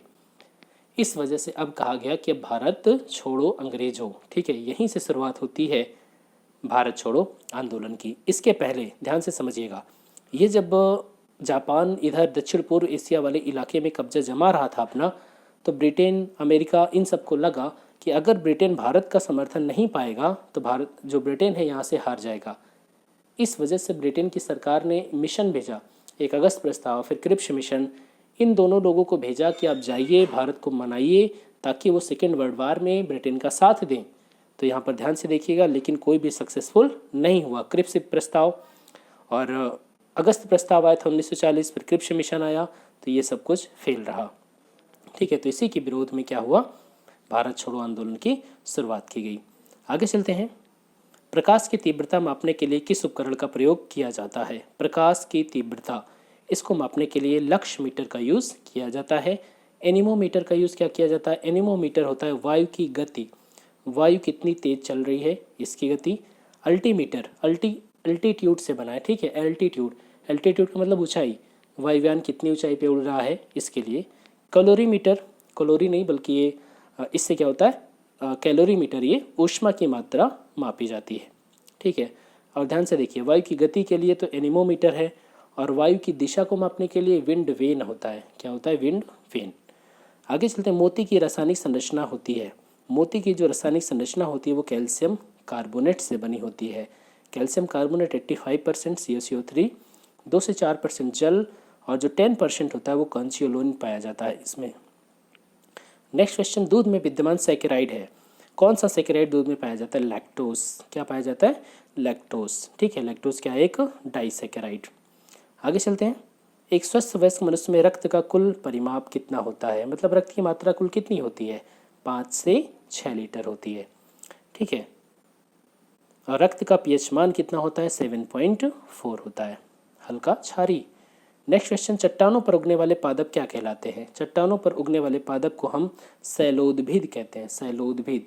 ठीक है, लिथोफाइट्स। लिथो मतलब चट्टान, लिथोस्फेयर बना है ना, आप जब पढ़ते हैं पृथ्वी की संरचना तो उसमें एक परत पढ़ते हैं लिथोस्फेयर। तो जो पौधे चट्टानों पर उगते हैं, और शैल का मतलब क्या होता है? चट्टान। उद्भिद मतलब जो चट्टानों पर उगते हैं। क्लियर? महासागरीय नितल उच्चावच में सबसे अधिक विस्तृत एवं व्यापक क्षेत्र किसके अंतर्गत आता है? इसको ध्यान से समझिएगा। जब आप महासागर से महाद्वीप से महासागर में जाते हैं तो आपको कैसी संरचनाएं मिलती हैं? ये वो एरिया है जहाँ पर ये पानी पूरा भरा हुआ है, पानी। ठीक है, ये महाद्वीप का एरिया, इसे कहते हैं महाद्वीपीय मग्न तट। ठीक, जहाँ पर ढाल बिल्कुल ही कम है, बिल्कुल ही ढाल ही नहीं है। इसके बाद जब आगे बढ़ते हैं तो महाद्वीपीय मग्न तट के बाद महाद्वीपीय ढाल मिलता है। ये जो एरिया आप देख रहे हैं ये महाद्वीपीय ढाल है। महाद्वीपीय ढाल के बाद एक एरिया आपको एक ऐसा पॉइंट मिलेगा जहाँ से महाद्वीपीय ढाल खत्म होगा, और उसके बाद यहाँ पर महासागरीय मैदान शुरू हो जाएंगे। तो ये जो पॉइंट होता है इसे महाद्वीपीय उत्थान कहते हैं। क्या कहते हैं? Continental rise. ठीक है, अब ध्यान से देखिएगा, इसमें जो ये एरिया है पूरा महाद्वीप का है, और इसके बाद जो महासागरीय मैदान शुरू होता है ये एरिया बहुत ही विस्तृत होता है। तो आपसे क्वेश्चन में क्या पूछा गया है कि महासागरीय नितल उच्चावच में सबसे अधिक विस्तृत क्षेत्र कौन सा होता है? तो महासागरीय नितल मैदान होता है। ठीक है, आगे चलते हैं, ट्रांसवाल क्षेत्र। ट्रांसवाल क्षेत्र किस खनिज के लिए प्रसिद्ध है? तो यहाँ पर चांदी, तांबा ये चीज़ें मिलती है। ट्रांसवाल कहाँ पर है? ये दक्षिण अफ्रीका में है। ठीक है, नेहरू रिपोर्ट किसने तैयार किया था? तो नेहरू रिपोर्ट मोतीलाल नेहरू ने तैयार किया था। इसके पीछे की कहानी क्या है तो इसको आप जान लीजिए। उस समय के जो सचिव थे, भारत सचिव बर्किनहेड, 1925 में इन्होंने भारतीयों को चुनौती दे दिया कि आप लोग डोमिनियन की मांग कर रहे हो, आप एक ऐसा संविधान बना के दिखाइए जो आपके सभी दलों को मान्य हो। तब जाकर के मोतीलाल नेहरू की अध्यक्षता में एक समिति बनाई गई, और मोतीलाल नेहरू के बेटे जवाहरलाल नेहरू को इस समिति का सचिव बनाया गया, और इन्होंने एक रिपोर्ट तैयार किया, और इस रिपोर्ट को कब पब्लिश किया गया? 28 अगस्त 1928 को। कब? 28 अगस्त 1928 को। और इसी के बारे में इसमें मूल अधिकार बहुत ढेर सारे प्रावधान थे, और बाद में इसी के विरोध में मोहम्मद अली जिन्ना ने अपना 14 सूत्री फार्मूला पेश किया था। ठीक है, याद रखना। आगे चलते हैं, नेक्स्ट क्वेश्चन, हरिजन सेवक संघ का पूर्व नाम क्या था? हरिजन सेवक संघ महात्मा गांधी ने इसको स्थापित किया था। तो इसका पहले नाम हुआ करता था all India anti untouchability league. All India anti untouchability league. ठीक है, आप यहाँ पर देख सकते हैं। 1930 सितंबर 1932 को समाज से अस्पृश्यता को मिटाने के लिए all India anti untouchability league का स्थापना किया गया था। बाद में यही चल करके हरिजन सेवक संघ इसका नाम पड़ा। नेक्स्ट क्वेश्चन, मुगल काल में तांबे का सिक्का किस नाम से जाना जाता था? तो मुगल काल में तांबे के सिक्कों को हम दाम के नाम से जानते थे। पटना कॉलेज की स्थापना कब हुई? पटना कॉलेज की स्थापना कब हुई? 1863 में। अब इसमें तो कोई कहानी है नहीं। बिहार प्रांतीय सम्मेलन का पहला अधिवेशन 1908 में कहाँ पर हुआ? तो बिहार प्रांतीय सम्मेलन का पहला अधिवेशन 1908 में कहाँ पर हुआ? पटना में। ठीक है, इसका आयोजन पटना में किया गया था। अब यहाँ पर देखिए कुछ मैथ्स के क्वेश्चन हैं, चलिए देख लेते हैं। 4 क्रमागत सम संख्याओं का औसत 27 है, इनमें सबसे बड़ी संख्या कौन है? ध्यान से देखिएगा, सम संख्याएं क्या होती हैं? जो 2 से कट जाती हैं, जो 2 से डिविजिबल होती हैं उन्हें हम सम संख्या कहते हैं, जैसे 2, 4, 6, 8। अब ध्यान से देखिएगा, हर अगली संख्या पिछले वाली से 2 बड़ी है। कहने का मतलब अगर हम पहली संख्या x मान लें तो अगली संख्या क्या होगी x+2, इसके बाद वाली संख्या क्या होगी x+4, इसके बाद वाली क्या होगी x+6। यहाँ क्वेश्चन में कहा गया कि 4 क्रमागत सम संख्याओं का औसत कितना है 27। तो चलिए मान लेते हैं 4 क्रमागत सम संख्याएं हमने मान लिया x, x+2, x+4, x+6, और इनका एवरेज कैसे निकालते हैं, सभी को जोड़ करके जितनी संख्याएं हैं उससे डिवाइड कर देंगे। तो इसको ऐड करके आप 4 से डिवाइड करिए, कितना हो जाएगा 4x + 12 = 27, क्योंकि इसका पूरा का योग कितना, औसत कितना दिया गया है 27, तो इसके बराबर 27 हो जाएगा। अब ध्यान से देखिए 4x + 12, ये 4 इधर चला जाएगा तो 27 × 4, 4x = 108, और इस 12 को इधर ले लीजिए, घटा दीजिए, तो x की जो वैल्यू आ जाएगी वो 24 आ जाएगी। आपसे पूछा गया है कि इसमें सबसे बड़ी संख्या बताइए, तो सबसे बड़ी संख्या x+6 है, तो x की वैल्यू रख दीजिए 24 और 6, सबसे बड़ी संख्या कौन सी हो जाएगी 30 हो जाएगी। क्लियर। चलिए नेक्स्ट क्वेश्चन, यदि x³ - y³ = 19 और x - y = 1 तो x² + xy + y² का मान क्या होगा। क्वेश्चन ध्यान से देखिएगा, यहाँ पर आपको एक फार्मूला नज़र आ रहा होगा, a³ या x³ - y³ का फार्मूला क्या होता है x - y और a² + ab + b² या x² + y² + xy। अगर xy के फॉर्म में है तो कुछ नहीं, बहुत टफ नहीं है, बस इसकी वैल्यू रखेंगे ये आसानी से आ जाएगा। ठीक है, चलिए आगे चलते हैं। एक दंपत्ति के एक पुत्र और एक पुत्री हैं। पिता की आयु पुत्री की आयु की 4 गुनी है। क्वेश्चन को ध्यान से पढ़ें। तथा पुत्र की आयु माता की आयु की 1/3 है। ठीक है, पत्नी की आयु पति से 5 वर्ष कम है, भाई बहन से 4 वर्ष बड़ी है, माता की आयु क्या होगी। देखिए अब यहाँ पर थोड़ा सा इसको ऐसे बता पाना मुश्किल है, क्योंकि एक तरफ क्वेश्चन दिखना चाहिए तब जाके सॉल्यूशन समझ में आता है। ध्यान से देखिएगा कि एक दंपत्ति हैं, मतलब कि हस्बैंड और वाइफ हैं, और उनके एक पुत्र है और एक पुत्री, मतलब 4 लोग टोटल हैं। जो पिता की आयु है वो पुत्री की आयु की 4 गुनी है। अगर पुत्री की आयु x हो तो पिता की आयु कितनी होगी 4x। ठीक है, इसके बाद तथा पुत्र की आयु माता की आयु की 1/3 है। अगर ध्यान से देखिएगा, पुत्र की जो आयु है वो माता की आयु की 1/3, अगर हम पुत्र की आयु या माता की आयु y मान लें तो पुत्र की आयु कितनी होगी 1/3 होगी। ठीक है, इसको आइए डिटेल में देख लेते हैं, क्योंकि ऐसे तो समझा पाना मुश्किल हो जाएगा। देखिए मान लिया पुत्री की आयु कितनी है तो x, जो पिता है वो पुत्री की आयु से 4 गुना है, तो यहाँ पर पिता की आयु कितनी हो जाएगी 4x। मान लीजिए पिता अगर 10 का है तो पिता की पुत्री अगर 10 की है तो पिता कितने का हो जाएगा 40 का। ठीक है, समझ रहे ना इतना।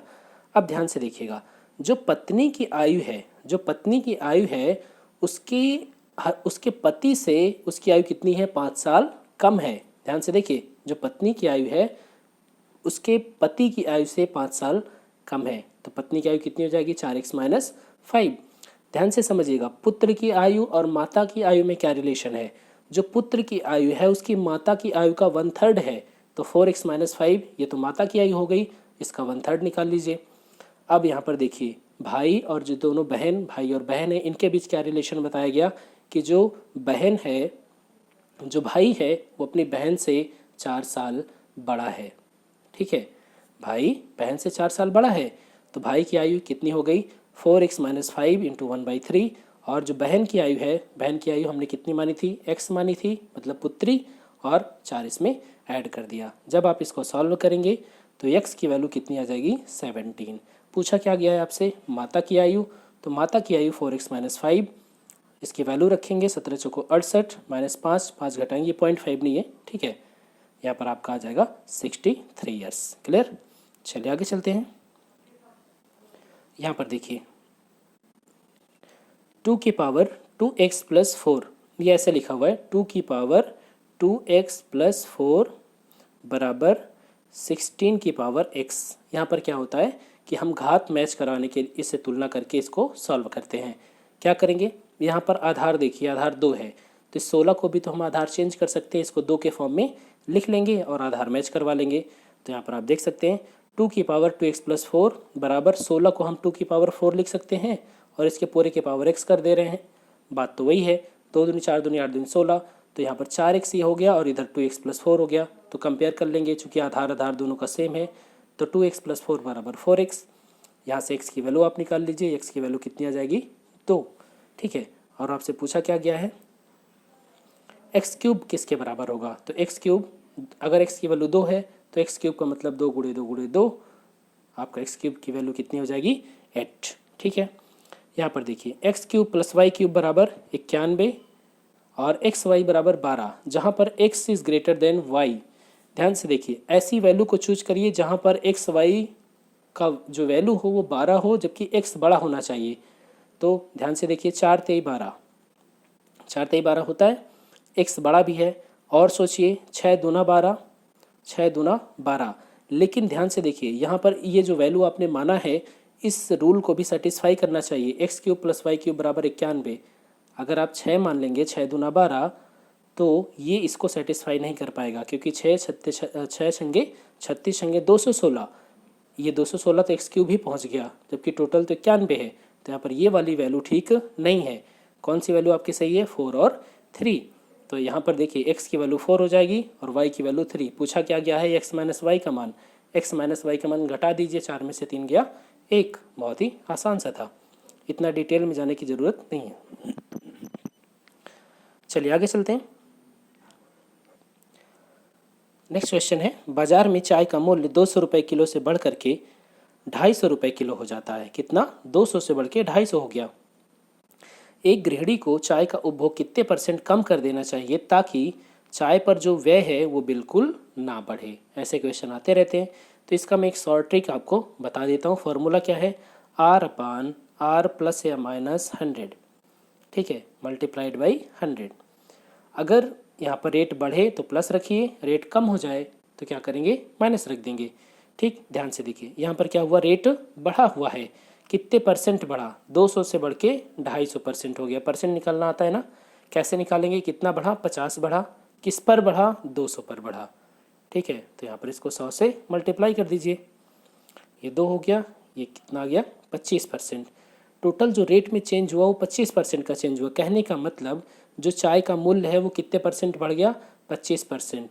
तो किसी महिला को कितने % चाय के खपत में कम कर देनी चाहिए ताकि उसका जो व्यय है वो ना बढ़े। फॉर्मूला क्या होता है, 25/125, मतलब R/100 + R इन × 100। काट दीजिए, 25 × 5 = 125, 5 से कट गया 100, टोटल आ गया 20%। ठीक है, फॉर्मूला याद रखिए, इतना बड़ा करने की ज़रूरत नहीं है।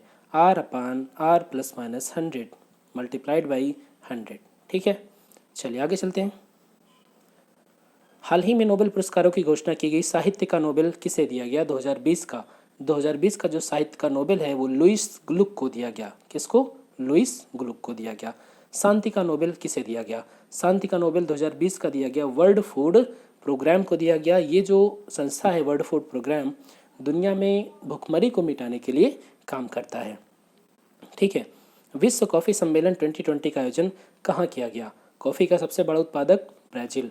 ब्राज़ील में एक बंदरगाह सेंटोस, उसको क्या कहते हैं, कॉफ़ी पोर्ट के नाम से इसे जाना जाता है, कहवा बंदरगाह के नाम से जाना जाता है। भारत की पहली लिक्विफाइड नेचुरल गैस बस का आयोजन कहाँ लॉन्च किया गया? वाणिज्यिक LNG बस कहाँ लॉन्च की गई?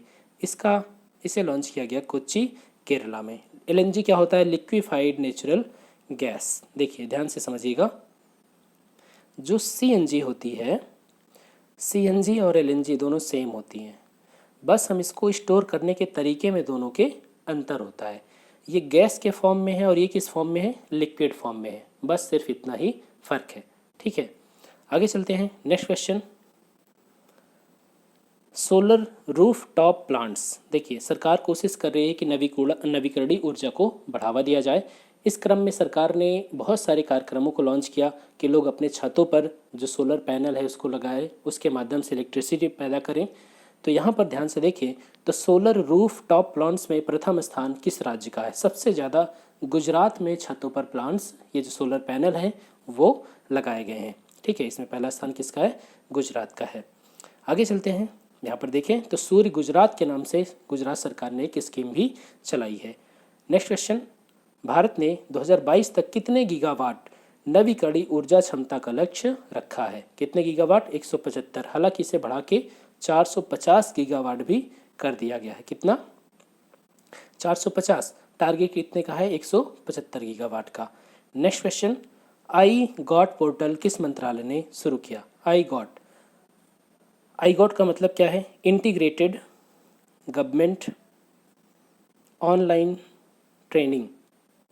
ठीक है, ध्यान से देखिएगा। ये जो आई गॉट पोर्टल है, ये जो हमारे कोरोना वॉरियर्स हैं, नर्सेस हैं, डॉक्टर्स हैं, ठीक है, जो भी हैं, उनको ट्रेनिंग देने के लिए इस पोर्टल को लॉन्च किया गया है। तो अब आप समझ सकते हैं ये जो पोर्टल किसके द्वारा लॉन्च किया गया? शिक्षा मंत्रालय के द्वारा। ठीक है, आगे चलते। उन्नयन मेरा मोबाइल मेरा विद्यालय ऐप किस राज्य सरकार ने लॉन्च किया? इसको लॉन्च किया गया बिहार सरकार के द्वारा। ठीक है, नेक्स्ट क्वेश्चन हमारा है, हाल ही में जारी विश्व प्रेस स्वतंत्रता सूचकांक 2020 में भारत का रैंक क्या रहा? यहाँ पर भारत का नहीं, शीर्ष रैंक कौन हासिल किया? शीर्ष रैंक हासिल किया गया नॉर्वे के द्वारा। ठीक है, इसमें टॉप पर कौन रहा? नॉर्वे। और भारत की जो रैंकिंग रही वो 142वीं रही। नॉर्वे के बाद फिनलैंड सेकेंड नंबर पे और डेनमार्क थर्ड नंबर पे। भारत की रैंकिंग 142वीं, मतलब 2 रैंक लगभग भारत की रैंकिंग नीचे गिरी है 2019 के मुकाबले। निम्न में से कौन अंतर्राष्ट्रीय मानबुकर पुरस्कार 2020 का विजेता रहा? किसने? तो आपको पता है, ये अमेरिकी लुकास रिजनेवेल्ड। इन्हें अंतर्राष्ट्रीय मैनबुकर पुरस्कार 2020 प्रदान किया गया।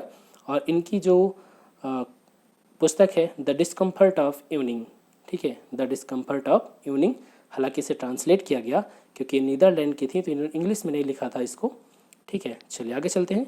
हाल ही में किसे संघ लोक सेवा आयोग के अध्यक्ष के रूप में चुना गया? यूपीएससी के चेयरमैन। यूपीएससी के चेयरमैन के रूप में प्रदीप कुमार जोशी। आप मेरा नाम याद रखें तो यूपीएससी याद रहेगा।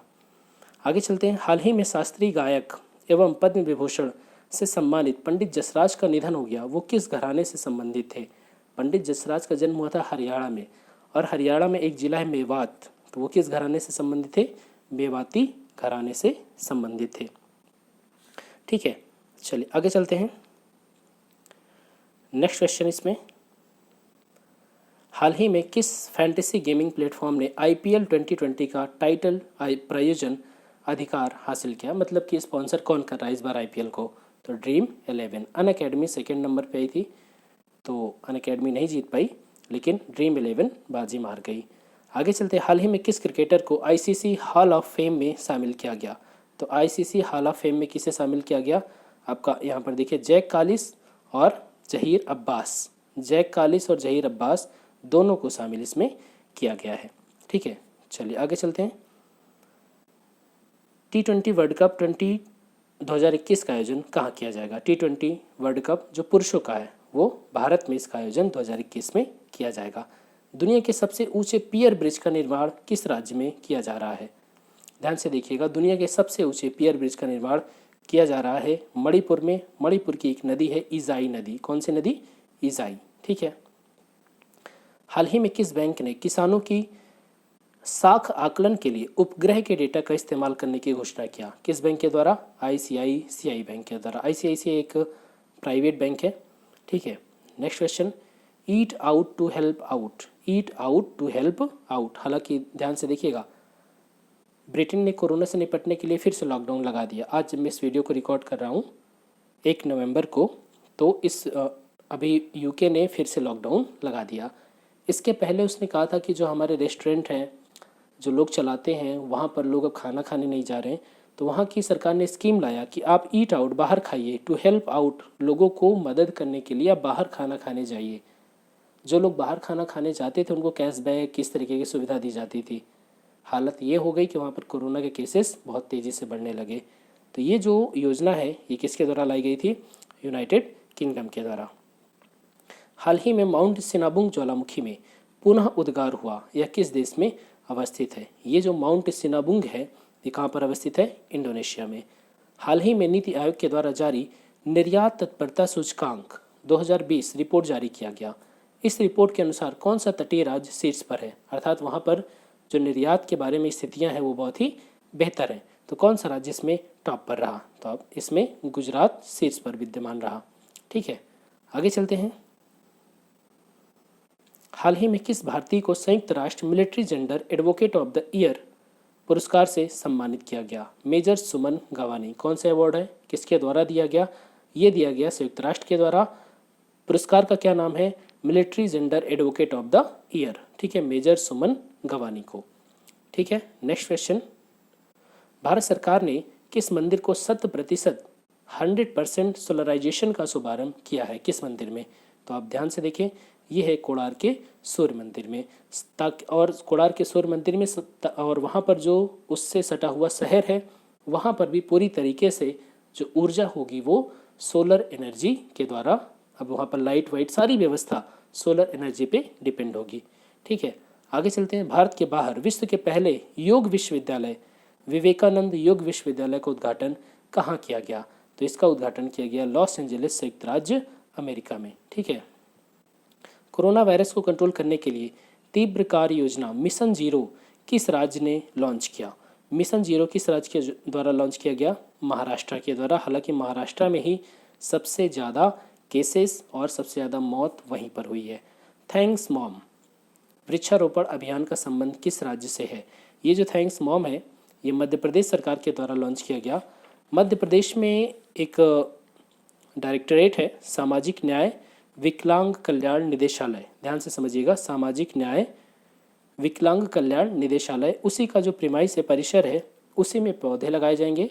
और जो वहाँ के कर्मचारी हैं उस पौधे को अपनी माँ के समान उसकी पौधे की रक्षा करेंगे। हर पौधे के बाहर नेम प्लेट चिपका होगा कि किस कर्मचारी ने लगाया है और उसकी देखभाल की जिम्मेदारी उस व्यक्ति की होगी। इसी को कहा जाता है थैंक मॉम।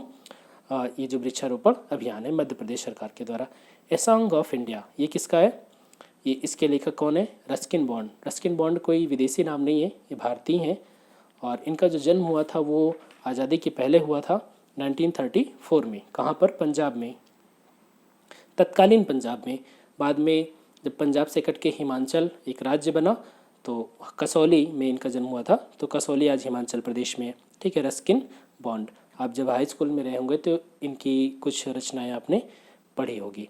तो ए सॉन्ग ऑफ इंडिया के लेखक कौन है? Ruskin bond. और इन्हें पद्मश्री, पद्म भूषण, साहित्य अकादमी अवार्ड, इन सभी पुरस्कारों से भी सम्मानित किया गया है। Next question. चर्चित पुस्तक save youth save nation, save youth save nation के लेखक कौन? तो इसके लेखक Seema Hingonia. Save youth save nation. Next question. निम्न युद्धों पर विचार करें और उनके कालक्रम के अनुसार व्यवस्थित करें। चलिए देख लेते हैं कौन कौन से युद्ध हैं। कन्नौज का युद्ध, चंदेरी का युद्ध, तालीकोट्टा का युद्ध और चौसा का युद्ध। पता ही है, चौसा का युद्ध और कन्नौज का युद्ध, इनमें दोनों में पहले कौन हुआ? देखिए मैं बता दे रहा हूँ। चौसा का जो युद्ध हुआ कब हुआ? 1539 में। कब हुआ? 1539, हुमायूं और शेरशाह सूरी के बीच। इसमें तो हुमायूं बच गया था, किसी तरह भागा नहीं था। ठीक है, मतलब भारत से बाहर नहीं भाग पाया था। इसके बाद जब 1540 में कन्नौज का युद्ध हुआ तब वो भारत से बाहर भाग जाता है और अगले 5 साल बाद फिर वापस आता है हुमायूं। इसके बाद 1539 हो गया, 1540 में कन्नौज का युद्ध हो गया। तालीकोट्टा का जो युद्ध हुआ था वो हुआ था 1528 में। कब हुआ था? 1528 में। तालीकोट्टा के युद्ध को हम और कई नामों से जानते हैं, राक्षसी तंगड़ी का युद्ध, या इसे ही हम बन्नी हट्टी के युद्ध के भी नाम से जानते हैं, बन्नी हट्टी के युद्ध। ये जो तालीकोट्टा का युद्ध था ये डेक्कन सल्तनत और विजयनगर साम्राज्य के बीच हुआ था और इस युद्ध में विजयनगर हार जाता है और यहीं से विजयनगर का पतन शुरू हो जाता है। तो ये हुआ 1528 में। चंदेरी का युद्ध पता ही है, बाबर जब आया तो लगातार 1526, 27, 28, 29 लगातार उसने 4 युद्ध लड़े। पानीपत 1526, खानवा का युद्ध 1527, फिर यहाँ पर चंदेरी का युद्ध 1528 और फिर उसके बाद उसने युद्ध लड़ा। सॉरी, यहाँ पर एक सेकंड, ये 1565 में था। ठीक है, तालीकोट्टा का युद्ध कब था? 1565। मैं इसको चंदेरी समझ के पूरी कहानी आपको बता गया। सन 1565 में हुआ था तालीकोट्टा और जो चंदेरी का युद्ध हुआ था वो कब हुआ था? 1528 में। ठीक है, और उसके बाद लास्ट युद्ध वो लड़ता है 1529 में, घाघरा का युद्ध। ये जो चंदेरी का युद्ध था ये किसके किसके बीच हुआ? बाबर और मेदिनी राय।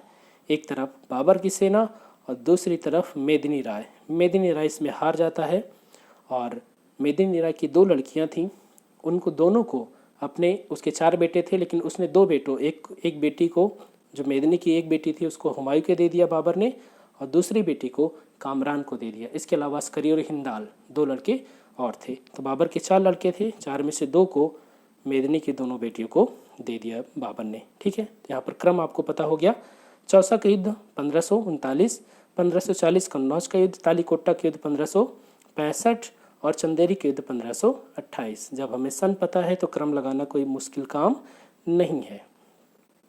आगे चलते हैं। भारत के प्राचीनतम सिक्के हैं। जो भारत के प्राचीनतम सिक्के हैं उन्हें हम आहत सिक्के कहते हैं। कई बार आप भी बोलचाल में बोलते हैं ना कि मैं एकदम आहत हो गया। मतलब कि आहत हो गया मतलब बहुत दुख हुआ, चोट पहुंची। तो ऐसे सिक्के जिनको चोट पहुंचा के बनाया जाता था, जैसे कोई भारी चीज़ है उसको किसी लिक्विड में पटक दिया तो उसमें सिक्का बन गया। ठीक है, तो उसी को हम आहत सिक्के कहते हैं। आप यहाँ पर देख सकते हैं, ये मुख्यतः जो आहत सिक्के होते थे वो मुख्यतः चांदी के बने होते थे। पाटलिपुत्र किस राजवंश की राजधानी थी? तो बहुत ही आसान है, पाटलिपुत्र मगध की राजधानी थी। और इसके अलावा राजगिरी, गिरिब्रज ये भी कहा जाता है। और ये जो पाटलिपुत्र है इसको किसने बसाया था? उदयन ने बसाया था। नेक्स्ट क्वेश्चन, सिगरेट लाइटर में कौन सी गैस होती है? सिगरेट लाइटर, उसमें कौन सी गैस भरी होती है? तो जो आपके सिलेंडर में भरी होती है LPG, ब्यूटेन। ठीक है, ब्यूटेन भरी होती है। नेक्स्ट क्वेश्चन, अकबरनामा कितने खंडों में विभाजित है? तो अकबरनामा 3 खंडों में विभाजित है। अकबरनामा लिखा किसने था? अबुल फजल ने लिखा था। और अकबर के काल में लिखे गए ऐतिहासिक ग्रंथों में प्रमुख ग्रंथ है, और इसमें जो जानकारी मिलती है वो अकबर के शासनकाल के बारे में चीज़ें हैं। नेक्स्ट क्वेश्चन, दीवान ए आरिज विभाग का संबंध किससे है? दीवान ए आरिज विभाग का संबंध किससे है? रक्षा विभाग से। इस विभाग की स्थापना किसने किया था? बलबन ने किया था। किसने? बलबन ने। ओम मात्रक किसका है? ओम होता है रेजिस्टेंस का। किसका? प्रतिरोध का। प्रतिरोध का मात्रक क्या होता है? ओम। ठीक है, और इसको प्रदर्शित कैसे करते हैं? ऐसे। चलिए, यहाँ पर 143। नेक्स्ट क्वेश्चन, पहला भारतीय उपग्रह आर्यभट्ट किस वर्ष प्रक्षेपित किया गया? तो जो पहला भारतीय उपग्रह आर्यभट्ट है उसे हमने प्रक्षेपित किया था 1975 में रसिया के सहयोग से। ठीक है, खाने का सोडा क्या होता है? Sodium by carbonate. खाने का सोडा क्या होता है? Sodium by carbonate. आगे चलते हैं। वह कौन सी धातु है जो प्रकृति में अविषैला है? ध्यान से देखिएगा, अविषैला है। तो सोना विषैला होता है क्या? आप तो सोने को हाथ में भी ले लेते हैं, कुछ नहीं होता। ठीक है, तो सोना अविषैला है। बाकी क्रोमियम, कैडमियम, कोबाल्ट ये सब विषैले पदार्थ के रूप में विद्यमान। निम्न में से कौन सी राशि सदिश है? सदिश, थोड़ा सा यहाँ पर मिस्टेक है वर्ड, सदिश। ठीक है, सदिश का मतलब जिसमें दिशा भी हो और परिमाण भी हो, क्वांटिटी हो। परिमाण और परिणाम में अलग अलग, दोनों अलग अलग हैं। तो यहाँ पर हम बात करें परिमाण की और दिशा की, तो जिनमें दिशा और परिमाण दोनों होता है उन्हें हम सदिश कहते हैं। जैसे कि विस्थापन, बल, वेग, आयतन। ध्यान से देखिएगा, जैसे विस्थापन, कई बार, अब इसको मैं एकदम बोलचाल की भाषा में आपको समझा रहा हूँ। जैसे आप किसी सीट पे बैठे हैं, तो आप बगल में कोई बैठा है तो और जगह नहीं है, तो आप क्या बोलते हैं? भैया थोड़ा उधर खिसक जाना। उधर खिसक जाना, ध्यान से समझना। आप इसमें क्या बोल रहे हो? डायरेक्शन है, यहाँ पर डायरेक्शन है कि नहीं? देखिए, जब विस्थापन की हम बात करते हैं, बल की बात करते हैं, जब बल आप लगाते हैं तो बल का मात्रक क्या होता है? न्यूटन।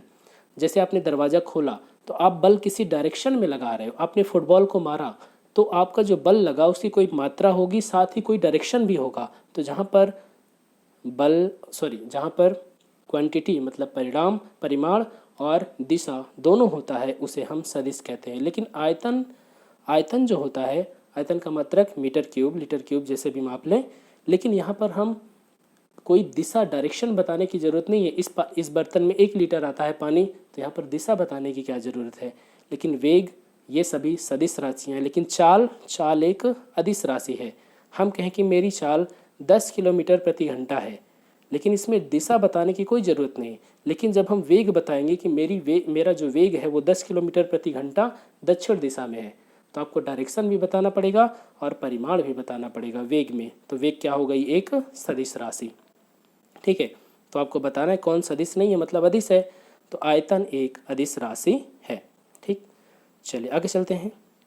परमाणु रिएक्टर में निम्न में से किस ईंधन का प्रयोग किया जाता है? परमाणु रिएक्टर जिसके माध्यम से परमाणु ऊर्जा और इससे बिजली पैदा किया जाता है, तो इसमें ईंधन के रूप में हम यूरेनियम, प्लूटोनियम इनका प्रयोग करते हैं। यूरेनियम 235 और प्लूटोनियम 239 इनका सबसे ज़्यादा इस्तेमाल होता है। ठीक है। नीला थोथा का रासायनिक नाम क्या है? तो नीले थोथे का रासायनिक नाम है कॉपर सल्फेट, CuSO4 × 5H2O। इसका फार्मूला क्या होता है? CuSO4 × 5H2O। ठीक है। नेक्स्ट क्वेश्चन, बिहार का डालमिया नगर, बहुत ही आसान है। डालमिया नगर किस लिए फेमस है? सीमेंट के लिए फेमस है। ठीक है। तो दोस्तों ये हमने 150 क्वेश्चन कवर किया। आई होप कि आपको अच्छा लगा होगा, और प्लीज़ वीडियो को लाइक करना ना भूलें और चैनल को सब्सक्राइब जरूर करें। मिलते हैं नेक्स्ट वीडियो में। Thanks for watching, keep smiling.